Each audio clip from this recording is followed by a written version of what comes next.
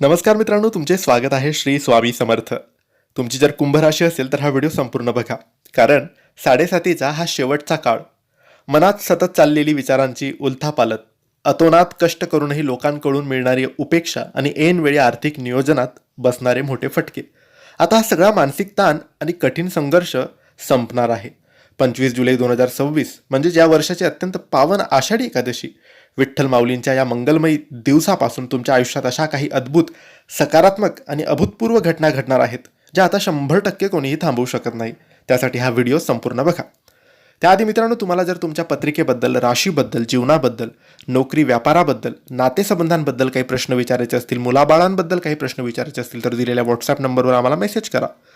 व्यापार चालत नसेल, नोकरीत प्रगती नसेल, कर्ज झालेलं असेल, पैसा टिकत नसेल, लग्नात समस्या येत असतील, संतान प्राप्तीत काही समस्या येत असतील, खूप सारे प्रश्न समोर उभे असतील, मार्ग तुम्हाला मिळत नसतील, जीवनात काय करावं, वाईट काळ कधी संपेल, चांगला काळ कधी येईल, असे असंख्य बाधा प्रश्न तुमच्यासमोर असतील, तर एकदा पत्रिका तपासून काही गुण, दोष, बाधा आहेत की नाही, त्यावर योग्य उपाय, योग्य सेवा करून आपण यातून मुक्तता मिळवू शकतो. यासाठी पत्रिका बघणं महत्त्वाचं असतं. यासाठीच आम्हाला मेसेज करा, आम्ही तुमची पत्रिका बघू, तुम्हाला योग्य मार्गदर्शन करू.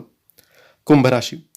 कुंभ राशीच्या जातकांसाठी नोकरीच्या ठिकाणी सुरू असलेली अस्थिरता, कामाचा अतिरिक्त ताण आणि वरिष्ठांकडून होणारी कोंडी आता संपणार आहे. 25 जुलै नंतर तुमच्या बुद्धीला आणि वेगळ्या विचारसरणीला योग्य मान सन्मान मिळेल. नोकरीच्या ठिकाणी तुमच्या निर्णय क्षमतेचे आणि व्यवस्थापन कौशल्याचे कौतुक होईल. जे लोक बऱ्याच काळापासून पदोन्नती किंवा पगारवाढीच्या प्रतीक्षेत होते, त्यांना खूप मोठी गुड न्यूज मिळणार आहे.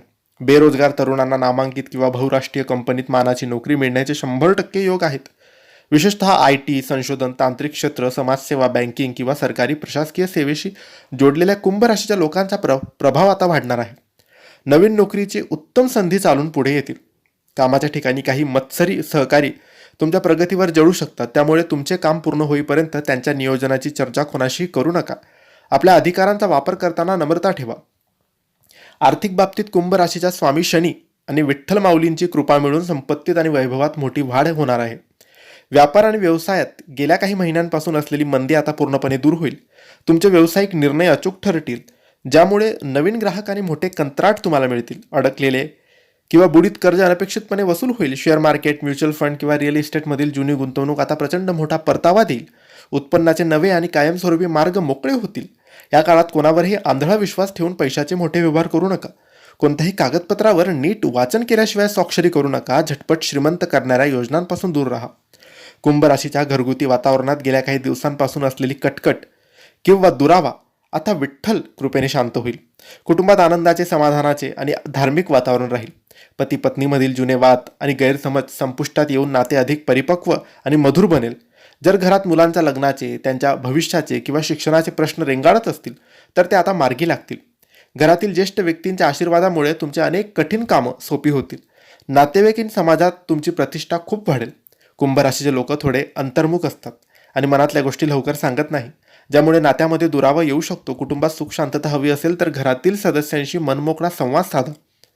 कुंभ राशीच्या विद्यार्थ्यांसाठी आषाढी एकादशी नंतरचा काळ अभ्यासात मोठी भरभराट आणणारा आहे. अभ्यासातील मरगळ, आळस आणि मन विचलित होणाऱ्या समस्या दूर होतील. एकाग्रता कमालीची वाढल्यामुळे कठीण विषयही तुम्हाला सहज आत्मसात करता येतील. स्पर्धा परीक्षा किंवा उच्च शिक्षणाची तयारी करणाऱ्या विद्यार्थ्यांना अपेक्षेपेक्षा जास्त यश मिळेल. परदेशात जाऊन शिकण्याचे स्वप्न पाहणाऱ्या विद्यार्थ्यांचे मार्ग मोकळे होतील.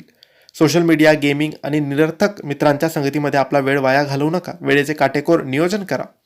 आरोग्याच्या बाबतीत ग्रहांची स्थिती काय सांगते याकडे कुंभ राशीने विशेष लक्ष देणं गरजेचे आहे. गेल्या काही काळापासून छळणारा मानसिक ताण, अतिविचार आणि चिंतेमुळे होणारा त्रास आता कमी होईल. मनाला एक प्रकारची शांतता लाभेल.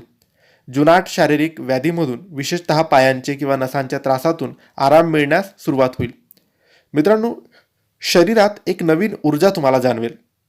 ऑगस्ट आणि सप्टेंबर महिन्या दरम्यान हवामानातील बदलामुळे अपचन, वायू, गॅस किंवा पायात दुखापत होण्याचे त्रास उद्भवू शकतात. खाण्यापिण्याच्या सवयी सात्विक ठेवा. वाहन चालवताना घाई गडबड करू नका.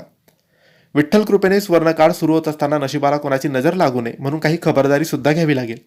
कुंभ राशीचा सर्वात मोठा शत्रू म्हणजे एकाच गोष्टीचा खोलवर विचार करत बसणे, भविष्याची चिंता करणं, माझं कसं होईल, हा नकारात्मक विचार बाजूला ठेवा आणि वर्तमान काळात जगायला शिका. तुमच्या सामाजिक स्वभावामुळे तुमची अनेकदा लोकांच्या मदतीला धावून जाता, पण या काळात विनाकारण कोणाच्या वादात मध्यस्थी करणं तुम्हाला महागात पडू शकतं. तुम्ही या दरम्यान दर शनिवारी हनुमान चालिसाचे पठण करा, रामकृष्ण हरी या मंत्राचा जप करा, याने तुम्हाला लाभ मिळेल. आषाढीच्या दिवसापासून मांसाहार, मद्यपान किंवा कोणत्याही तामसिक अन्नाचे सेवन पूर्णपणे बंद करा. घर पवित्र ठेवा. हे होते मित्रांनो कुंभ राशीच्या आषाढी एकादशीपासूनचे संपूर्ण राशी भविष्य. तुम्हाला माहिती कशी वाटली आम्हाला नक्की कळवा. ही माहिती आवडली असेल तर लाईक, शेअर करा. आमच्या चॅनलला सबस्क्राईब करा.